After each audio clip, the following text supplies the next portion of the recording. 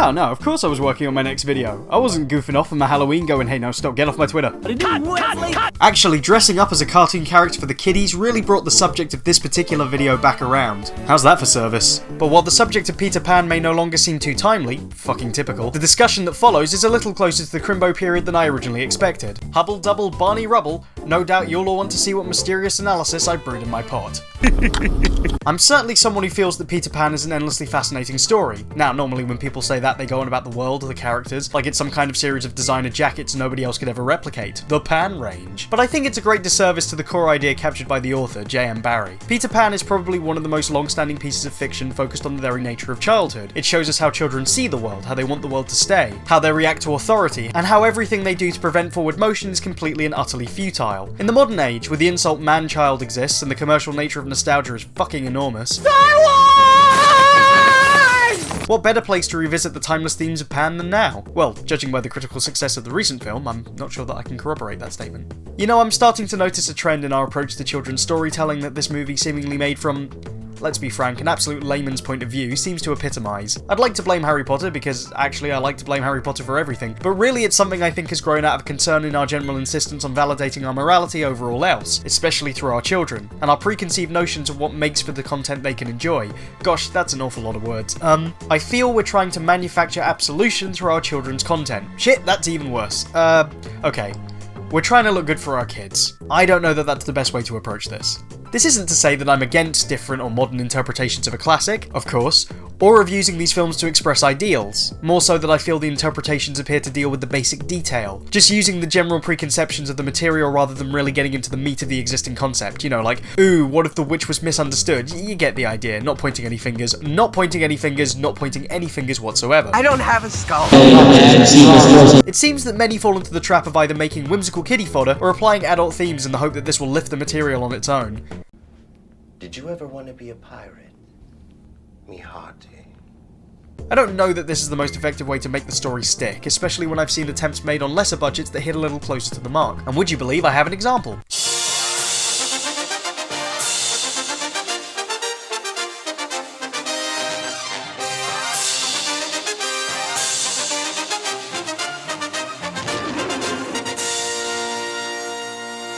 Peter Pan and the Pirates was never a show I really watched religiously or remembered much of, but the visuals of the show and its tone are aspects that stuck with me for years. Going back in, I discovered, rather refreshingly, it did explore themes of Pan in a way that most other versions are sorely lacking, and while it may not be to the highest quality, it's amazing just how in touch it feels with what the material offers. I'd like to show you this speech in particular. I think it sums up rather brilliantly the conflict between Hook and Pan in its entirety.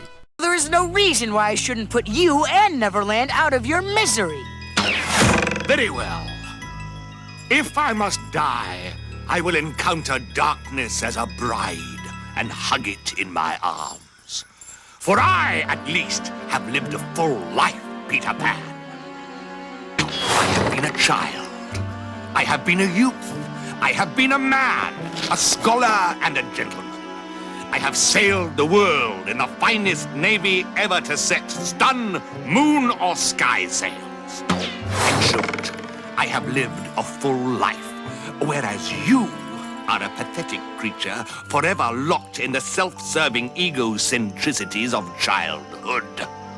You will never be a youth, and you will never be a man. So, finish me now and be done with it. And you know, while not perfect, the Disney film actually does a great job at doing a version with these elements in play. At the start of the film, Pan tells us that he can never grow up, and makes his attitudes towards adults and pirates in particular very clear. Even though Wendy will prove to be the adult in this relationship, you can see why she would find this initially attractive. Once he meets the Indians, however, he instantly starts to wear the chief's headdress and assume leadership. At this stage, Wendy stops taking him seriously. Suddenly there's an edge to their relationship, probably because she knows he's talking absolute bollocks. At the end of the film, Pan dresses up like Captain Hook, like a pirate, and rides the ship to take the kids back home. And he doesn't even notice that that's what's happened. That's what I think this story is really about. It doesn't matter if you never grow up, or at least if you think you can never grow up, change catches us all. Pan doesn't want to change, but he doesn't want to be alone either, and this creates a paradox ripe for some great characterization. I honestly think all of this is more powerful than attempting to deconstruct the actions of the characters by unpacking their past note for note and expecting that to be shocking.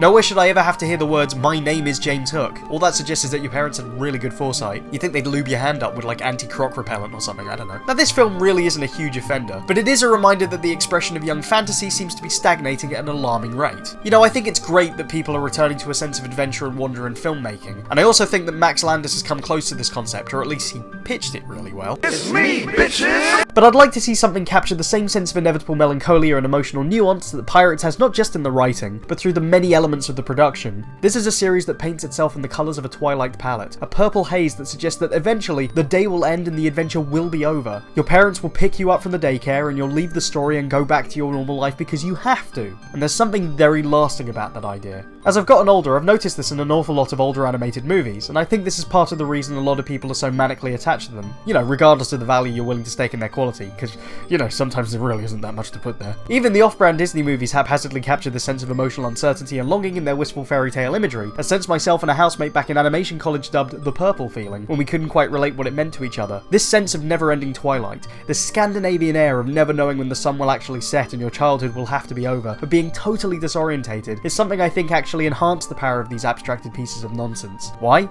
Because that's what being a kid is. Uncertainties. It's just, well, the land of the dolls is where you all belong. But I want to grow up. There are a million things I want to do, but I can't stay in the land of the dolls forever.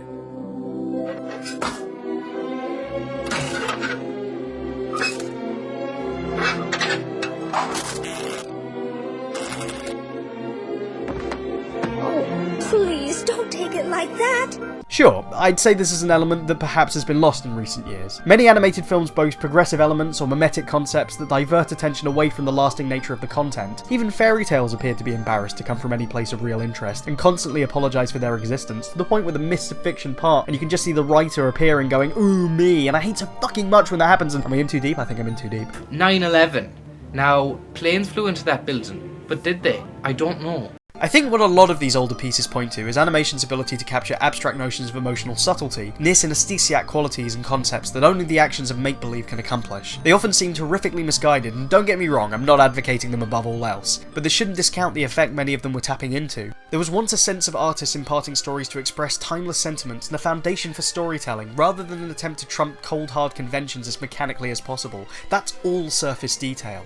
The world of the fairy tale is such a powerful tool for raising the emotional stakes, a lens that magnifies just how out of our depth we are to try and explain away a problem through the convenience of expositional dialogue. There was once an air of risk-taking and uncertainty, a magical air of vulnerability and doubt that we're so sorely lacking now. What this means is that we're all vulnerable, and no more so than when we're children. That drive to overcome that vulnerability is what makes these lasting connections and captures the imagination. Regardless of whether or not we're aware of the metaphorical implications provided, it is something we can tap into visually like no other medium. And if you're the kind of cockmuncher who uses phrases like big-lipped alligator moment, then you're really missing the point of the experience this can offer children. When you move a child emotionally, in a way they haven't experienced before through the medium of cinema, you give them an opportunity to challenge their worldview and grab their imagination for life. We seek to have our questions answered, especially when we're made to feel something, and that's something to be recognised even amongst the worst of these films. I believe that gives us visual and thematic storytelling opportunities beyond questions of validating our morality that benefit us all. Maybe I'm crazy. No, wait, that's not right. I'm certifiably insane, and I believe that Peter Pan is the beacon of this idea and speaks to that sense of uncertainty so brilliantly that it's horribly frustrating nobody's really tapped into this with any real conviction, and honestly, I think now is the perfect time to explore the potential. Jesus Christ, that was a lot of words just to say being a kid is weird and scary.